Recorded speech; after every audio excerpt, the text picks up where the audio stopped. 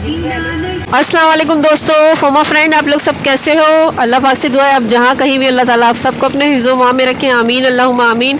आज हम आए हैं आयशा मंजिल। आयशा मंजिल हम क्यों आए हैं ये हम आपको थोड़ी ही देर में बताते हैं कि हमारा आयशा मंजिल आने का मकसद क्या था और यहाँ से अब हमें कहाँ जाना है। तो आप चलें हमारे साथ, हम चढ़ते हैं इस पुल पे और आपको हम बताते हैं कि आज का जो हमारा सफ़र है ख़ास सफ़र है और बहुत ही मोटिवेटेड सफ़र है हमारा, ख़ास तौर पे लड़कियों के लिए। शूज़, जॉगर्स सर्दी के आते ही डिमांड बढ़ जाएंगी इनकी। और जो ये रास्तों में इस तरह लगे हुए होते हैं, क्या प्राइस है फ़ी शूज़ के? 600 रुपये। सबके ये अलग अलग हैं, सबके ये देखें शूज़। बस दोस्तों, पैरों में पहनने के लिए 600 भी, 6000 भी, 6 लाख भी, जो आपको सूट करे, जो आपका दिल मुतमईन आप जिससे हो जाए वो शूज़ ले लें और पहन लें।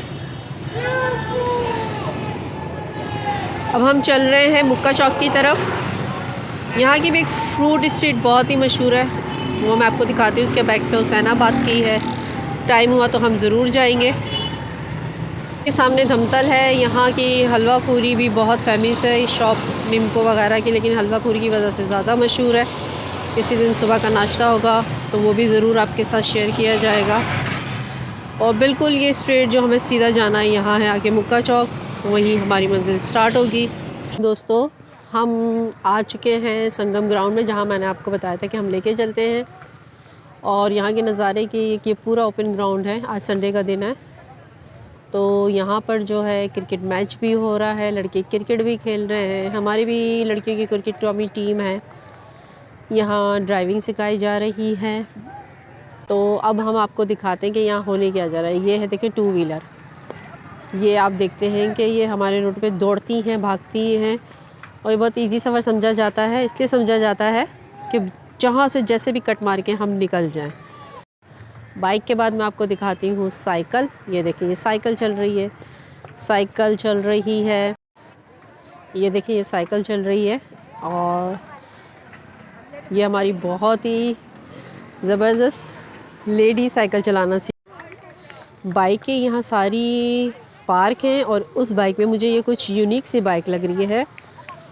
तो इस बाइक के बारे में हम कैप्चर करते हैं और फिर पूछेंगे, क्योंकि ओल्ड इज़ गोल्ड। तो मुझे ऐसा कुछ लग रहा है कि ये जो बाइक है बहुत ही यूनिक हो सकती है, बहुत ही ज़बरदस्त हो सकती है।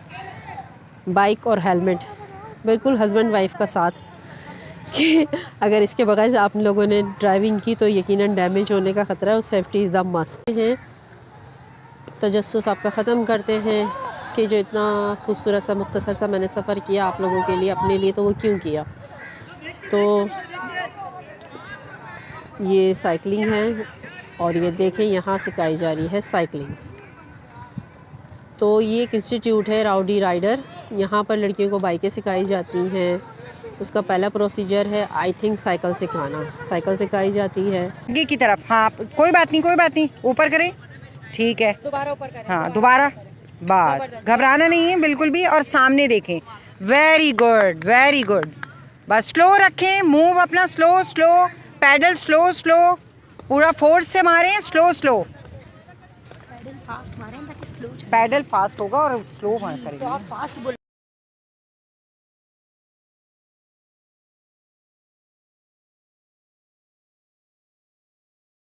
वालेकुम अस्सलाम। सर आपका नाम? मोनी नाम है मेरा। तो सर आप मतलब यहाँ क्यों सीखने आए? क्योंकि मुझे बचपन से डर था कि मैं साइकिल नहीं चला पाऊँ। ख्वाबों में बहुत चलाई है और ख्वाबों में तो ख्वाब होते हैं, लेकिन हकीकत जो होती है वो मसीह की होती है। तो राउडी ही राइडर को आपने क्यों सेलेक्ट किया? आपने अपने किसी फ्रेंड से क्यों नहीं सीखा, अपने किसी कज़न से क्यों नहीं सीखा? क्या एतमाद था जो आपको राउडी राइडर तक लेके आया? जिस तरह की इनकी समझाने की तरकीब है, कल मुझे इकरा ने बहुत अच्छी तरह से सिखाया साइकिल के बारे में। और मुझे आज दूसरा दिन है मेरा और मैं खुद से चला रहा हूँ, गिरा भी नहीं। और बचपन में मैं कज़न के पीछे ही खड़ा हुआ था तो मुझे डर लगा, वो उसने मुझे गिरा दिया तो वो डर बैठ गया था। लेकिन वो डर निकला है कल, और मैं कल से और आज दूसरा दिन है, अभी तक नहीं गिरा। तो अभी आपकी स्टार्टिंग है, आप साइकिलिंग पे हैं, तो ठीक है, हम इनकी टीचर से पूछते हैं। इन्होंने पहले साइकिलिंग का बताया कि वो किस तरह से सिखाते हैं चलाना। अब हम इनसे बाइक के बारे में पूछेंगे कि बाइक में बैठते ही बेसिक क्या चीज़ें होती हैं जो एक स्टूडेंट को बतानी पड़ती है और गाइड करना पड़ता है। बैलेंसिंग करना थोड़ा मुश्किल होता है, साइकिल पे सिखा देते हैं तो आसान हो जाता है, ठीक है। फिर जब स्टूडेंट बाइक पे आता है तो वो बैलेंसिंग करके फंक्शन समझ सकता है। अगर हम डायरेक्ट बाइक पे ले आएंगे तो बाइक गिरने का इतना डर होता है जिसकी वजह से स्टूडेंट फोकस नहीं कर पाता बाइक चलाने पे।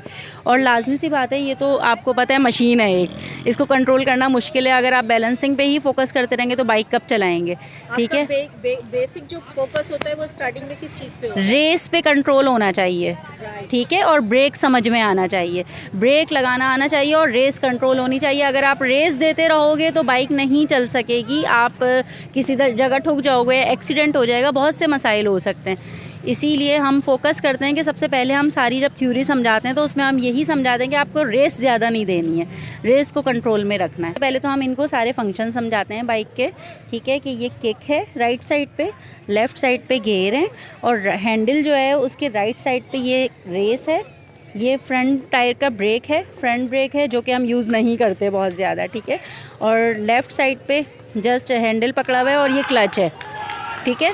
पूरा फंक्शन हम समझाते हैं कि सबसे पहले तो आप बैलेंस कर लो अपने आप को बाइक पे बैठ के, फिर आपने किक लगानी है, चाबी ये खोलनी है, फिर हमें किक लगानी है, ठीक है। किक कैसे लगानी है कि हमने किक को खोला, इस तरफ आके किक है हम करें, एक किक को खोला और फिर किक लगाएंगी, देखें ये आपको लगा के बताएंगी।